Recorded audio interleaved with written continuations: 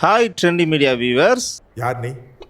நான் யாருன்னு கேட்குறீங்களா? வேற யாரும் கிடையாது. இந்த பிக் பாஸ் சீசன், அதாவது இந்த பிக் பாஸ் சீசன் 9 முடியறதுக்கு இன்னும் ஒரு 6 எபிசோட் இருக்கா. அந்த எபிசோடு அது மட்டும் இல்லாமல் அதுக்கப்புறம் என்னெல்லாம் நடக்குது, அதாவது சினிமா கண்டென்ட் ஏதாவது நடக்கும்ல, ட்ரெண்டிங்கான விஷயம். ஸோ அதெல்லாம் வந்து உங்களுக்கு ஃபன்னாக டெலிவரி பண்ணி உங்களை சிரிக்க வைக்க வேண்டியது என் பொறுப்பு. அதுக்காண்டி தான் நான் வந்திருக்கேன். கங்க்ராச்சுலேஷன்ஸ். ஸோ மறக்காமல் ட்ரெண்டி மீடியாவை சப்ஸ்கிரைப் பண்ணி வச்சுக்கோங்க. ஸோ ஃபர்தராக வந்து உங்களுக்கு பிக் பாஸ் கண்டென்ட்டும் வரும். அது முடிஞ்சதுக்கப்புறமும் உங்களை என்டர்டைன்மெண்ட் பண்ணுறதுக்கு நான் மறக்கவே மாட்டேன். ஸோ சப்ஸ்கிரைப் பண்ணி வச்சுக்கோங்க. சரி வாங்க, இன்னைக்கு என்ன நடந்துச்சு அப்படின்னு நம்ம வரிசையாக உள்ளே போய் பார்த்துருவோமா. இதுக்கப்புறம் வந்து திவ்யா வந்து என்ன சொல்கிறாங்கன்னா, நாங்கள் எல்லா பொண்ணுங்களா சேர்ந்து இந்த ரூமில் படுக்க போகிறோம். ஸோ இன்னைக்கு ஒரு நாள் மட்டும் நீங்கள் அந்த ரூமில் போய் படுங்க, அதாவது நார்மல் பிக் பாஸ் ரூமில் போய் படுங்கன்னு சொல்லிட்டாங்க. ஆனால் இடம் மாதிரி படுத்த தூக்கம் வராதே அப்படின்னு இந்த பீஸ் போக மாட்டேங்குது. ஏன்னா இங்கே ஃபுல்லாக பொண்ணுங்களா இருக்காங்களா, ஜாலியாக இருக்கலாம்ட்டு இங்கே இருந்து செட்டில் ஆக ட்ரை பண்ணுது. ஆனா அங்க அப்படி இருந்து பார்த்தா அங்க இருக்கிற பெட்ல வந்து குப்பையா இருக்கு. இதை பார்த்தா வந்து குப்பையா இருக்கு அப்படின்னு சொல்லி ஏதாவது சமாளிக்க பார்த்துச்சு. ஆனா வீணா பொண்ணு வந்து கிளீன் பண்ணிட்டு வந்து கேட்டதுக்கு அதெல்லாம் கிடையாது, நான் தூங்க போறேன் அப்படின்னு சொல்லிட்டு இந்த பீஸ் சட்டையை கட்டி போட்டு படுத்துட்டு திருப்பியும் அதே ரூம்ல. இதை பார்த்த திவ்யாக்கும் எனக்கு எவ்வளவு காண்டாகும். தூங்கிட்டு இருக்கான் பார், ஓங்கி ஒரு மெதிக்கிட்டுமா அவனை. சும்மாறா. இதுக்கப்புறம் திவ்யா வந்து காண்டாய் செம திட்டுறாங்க. ஆனா என்ன திட்டினாலும் எரும மாட்டுக்கு மழை பெஞ்சா நிக்கிற மாதிரியே திவ்யா தானே தேசரா, நான் என்ன கண்டுகிட போறேன் அப்படின்னு சொல்லிட்டு அமைதியா இருந்தாங்க. ஆனா பார்த்த பிரவீன் வந்து, யோ உனக்கு அறிவு இருக்கா இல்லையா, குண்டு பயல போய் அங்கிட்டு போய் போடியா அப்படி இப்படின்னு பேசணுன்னே தர்பூசணி கோவம் வந்துருச்சு. சிட்டிக்கு கோவம் வருது. இதுக்கப்புறம் வந்து பிரவீன் கிட்ட சண்டை போட்டு இருக்கும்போது திவ்யா உள்ள வந்தாங்களா, திவ்யா கிட்டயும் ஏச ஆரம்பிச்சிட்டான். ஓ நான் ஃபர்ஸ்ட் கண்டஸ்டன்ட் இந்த வீட்டுக்குள்ள வந்தது அப்படின்னு இந்த தர்பூசணி பேசிட்டு இருக்கு. இதுக்கப்புறம் வந்து சண்டை வந்து திவ்யாவுக்கும் தர்பூசணிக்கும் செம்ம சண்டை வந்துச்சு. ஸோ வெளியே வந்த தர்பூசணி வந்து, நான் வந்து வீட்டுக்கு வந்த கண்டஸ்டன்சி, நீ எல்லாம் பேசக்கூட ஒயில் கார்டில் வந்துட்டு அப்படி இப்படின்னு சொன்ன போட்டோன்னே இந்த திவ்யா பீஸ் வந்து, யோ நீ வந்து எதுக்கு எடுத்தாலும் ஸ்போர்ட்டிவ் எடுத்துக்கிறேன்னு பேசிட்டு இருந்தா இப்போ வந்து என்கிட்ட எகிர்ற மொல்ல மாதிரி முடிச்சவைக்கு ஃப்ராடு டகுல் மாதிரி பித்தளை மாத்தி போங்க எடுத்தவன் இதெல்லாம் மொத்தமா ஒண்ணு சேர்ந்தாலா ஒன்றும் பண்ண முடியாது. நீ மட்டும் வந்து கட்டி பிடிச்சிக்கிற வர்றது, அப்புறம் வந்து கல்யாணம் பண்ணிக்கிறேன்னு சொல்றது, உன் வீட்டில் வந்து பேசட்டா பாய் ஃப்ரெண்டை கழட்டி விட்டு இப்படிலாம் பேசுறதுலாம் வந்து நாங்கள் வந்து ஸ்போர்ட்டிவ் எடுத்துக்கணும். பட் இப்படி பேசுறது மட்டும் உங்களுக்கு ஸ்போர்ட்டிவ் எடுத்துக்கிற மாட்டீங்கிறதுக்கு அப்போ நானும் நீ பேசுனது சொல்லட்டா சொல்லு. அப்படி என்ன சொல்லிச்சுன்னா, நீ தான் வாடா போடான்னு சொன்ன, பேர் சொல்லி கூப்பிடுற அப்படின்னு சொல்லுது. இதுவும் உங்களுக்கு ஒரே பிராண்டு. இதுக்கப்புறம் வந்து காலங்காத்தால இந்த பீஸ் வந்து என்ன திரும்ப பண்ணுது, அது நீங்களே பார்த்துவாங்க.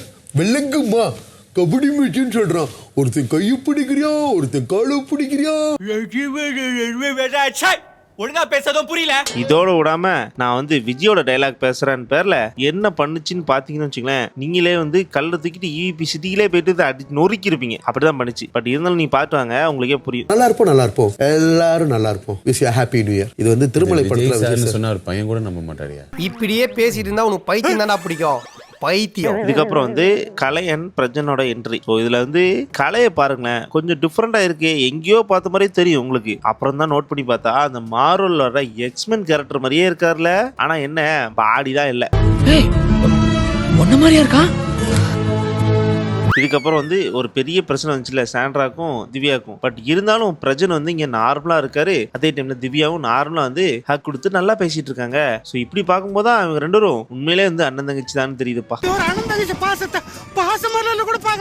இதுக்கப்புறம் வந்து அமித் அண்ட் துஷார் வந்தாரு. துஷார் வந்ததுக்கப்புறம் எல்லாரையும் கட்டி பிடிச்சி நல்லா பேசிட்டு இருந்தாங்க. ஆனா அரோரா கண்ணில் வந்து, எப்படா என்ன கட்டி பிடிப்ப, இந்த ஒரு விஷயத்துக்காண்டி தான்டா இவ்வளவு நாள் வெயிட் பண்ணிட்டு இருங்க, வாடான்னு வெயிட் பண்ணிட்டு இருக்காங்க. ஆனா துஷார் வந்து அவரை கண்டுக்கிடாம எல்லாரும் முடிஞ்சாச்சப்பா, கட்டி பிடிச்சாச்சா அப்படின்னு பேசிட்டு இருக்காங்க. இதை பார்த்த அரோரா வந்து அப்படியே நின்றுட்டு இருக்கா. சோ பக்கத்துல போயிட்டு அரோரா அப்படி சுத்திட்டு ஒரு ஸ்டைல கட்டி பிடிச்சாரு பாருங்க.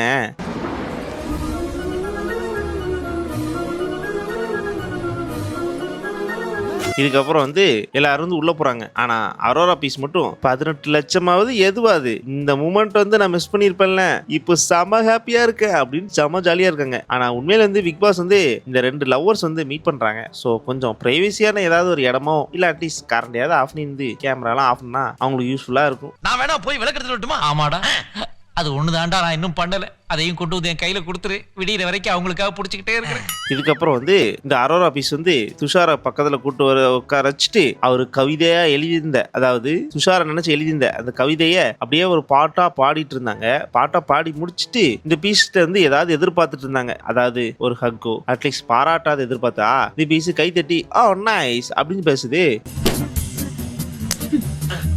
ஏன் அந்த மூஞ்சி ரொமான்ஸே வர மாட்டேங்குது? இதுக்கப்புறம் துஷாரும் ஹரராவும் தனியா கூட்டு போய் உட்கார வச்சுக்கிட்டு நீ நினைக்கிற மாதிரிலாம் ஒண்ணும் இல்ல பேசிட்டு இருந்தாங்க. அதாவது இந்த வீட்டுக்குள்ள எப்படிலாம் இருக்க, இது மாதிரி நல்லா விளாண்டுட்டு இருக்க நீ, அதாவது நான் போனதுக்கு நீ காரணம் கிடையாது, அதை தெரிஞ்சுக்கோ அப்படின்னு தெளிவா உட்காந்து எக்ஸ்பிரஷன் பண்ண அப்புறம் தான் ஆர்ஆருக்கு கொஞ்சம் ரிலீஃப் ஆயிருக்கு. வெளியே போயிட்டு இந்த 2 பீஸுங்களும் கண்டினியூ ஆகும் அப்படின்னு எனக்கு நம்பிக்கை கொஞ்சம் கம்மியா இருக்கு. இல்ல ரொம்பவே கம்மியா தான் இருக்கு. உங்களுக்கு என்ன தோணுது? கூட்டிட்டு போய் தாலியை கட்டிடுவான். கட்டிக்கோ.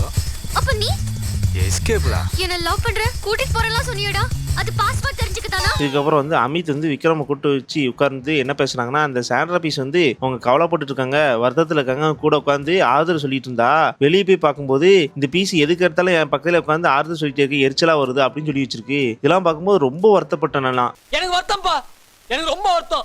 விக்ரம் என்ன சொல்றான்னா, அவங்க வந்து என்ன நாளும் இருக்கட்டும், என்ன வேணாலும் இருந்துக்கட்டும், ஆனா அவங்களுக்கு ஒரு ஆபத்து அப்படின்னா நான் அப்போ வந்து அவங்க யாருலாம் பார்க்க மாட்டேன், அவங்களுக்குள்ள விஷயத்தை தான் பார்ப்போம் அப்படின்னு சொல்லிச்சு. அதுக்கு அமித் வந்து இல்ல புரியல. அதாவது இந்த கார்டாஸ்களை கூட விழுந்தாங்கல்ல, விழும்போது அவங்க கூட சண்டை போட்டது அதெல்லாம் எனக்கு ஞாபகமே இல்லை. அவங்களுக்கு அப்போ என்னதோ அந்த ஹெல்ப் தான் நான் பண்ணணும் அப்படிதான் நான் நினைச்சேன், தவிர மற்றபடி எதுவுமே என் மைண்ட்ல ஓடலை அப்படின்னு சொல்லும் போது தான் தெரிஞ்சு.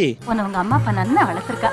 ஆனா உண்மையில வந்து விக்ரம நல்லா வளர்த்துருக்காங்க, சூதுசாது இல்லாம வளர்த்துருக்காங்கன்னு ஓகே தான். இருந்தாலும் இந்த அமித் பீஸ் என்னதான் சொல்லிச்சு, இனிமே நான் சாண்ட்ராவை வெளியே போய் பார்த்தனா வச்சுக்கோங்களேன், கையெடுத்து கும்பிட்டு உனக்கு ஒரு கும்பிட்டு உன் புருஷனுக்கு ஒரு கும்பிட்டு நான் உன் பக்கமே தலை வச்சு படுக்க மாட்டேன்டா அப்படின்னு ஓடியே போயிருன்னு சொல்றாரு. ரொம்ப அடிபட்டிருக்காரு போல. இதுக்கப்புறம் வந்து பிரஜனும் திவ்யா உட்காந்துட்டு பிரச்சனை என்ன கேட்கறான்னா, உனக்கும் சாண்ட்ராக்கு என்னதான் பிரச்சனை அப்படின்னு கேட்டதுக்கு அவங்க உட்காந்து எல்லா எக்ஸ்பிளேஷன் பண்ணாங்க. அதாவது அந்த கத்துன விஷயத்துல இருந்து நீங்க போன விஷயத்துல இருந்து எல்லாத்தையும் உட்காந்து எக்ஸ்பிளேஷன் பண்ணிட்டு எனக்கு ரொம்ப கஷ்டமா இருந்துச்சு, நான் அப்படி என்ன தப்பு பண்ணேன் அப்படின்னு கேக்குறாங்க. என்ன பண்றது, எனக்கு ரொம்ப ஃபீலிங்ஸா இருக்கு. அதாவது திவ்யா என்ன சொல்றாங்கன்னா, நான் இவ்வளவு பெரிய தப்பா பண்ணேன், பட் நீங்க போயிருக்கீங்க ஒரு கன்சர்னுக்கானே கூட இருக்கணும்னு நினைச்சது தவிர மத்தபடி உங்க மேல எந்த இதுவுமே கிடையாது, பட் சாண்ட்ரா பீஸ் ஏன் இப்படி பேசுன்னு எனக்கு தெரியல அப்படின்னு ஃபுல்லா எக்ஸ்பிளேஷன் பண்ணிட்டு இருக்காங்க.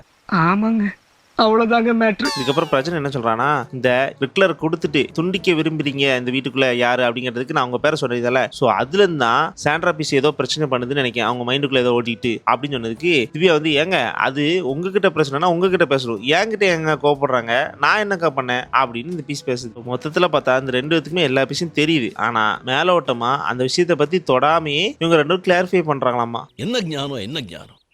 இந்த சின்ன வயசுலயே அந்த ஔவையாருடைய அறிவு. ஆனா இந்த அண்டர்ஸ்டாண்டிங் இவங்க 2 பேத்துக்கு இருக்கிற அளவுக்கு சுத்தமா 1% கூட இந்த சாண்ட்ரா பீஸ்க்கு இல்லைன்னு சொல்லும் போதுதான் ரொம்ப வருத்தமா இருக்கு. ஆம்பிட்டு தாங்க இந்த வீடியோ. இந்த வீடியோல இருக்கிறதுல யார் மேல தப்பு யார் மேல கரெக்ட், இப்போ எல்லாமே சால்வ் ஆயிட்டா அப்படின்னு உங்களுக்கு என்ன தோணுதோ, அதாவது இந்த பிரஜன் திவ்யா மேட்டர்ல அதை கமெண்ட் பாக்ஸ்ல பண்ணிட்டு போங்க. அது மட்டும் இல்லாம இந்த சேனல்ல வேற என்னென்ன கண்டென்ட்லாம் போடலாம் பிக் பாஸை தாண்டி, அதையும் கமெண்ட் பாக்ஸ்ல பண்ணிட்டு போனீங்கன்னா நான் வரிசையா உங்களுக்கு போட்டுருவேன்ல. சரி, நான் அடுத்து ஒரு நல்ல வீடியோல வர்றேன். வணக்கம், நமஸ்தே, நமஸ்கார்.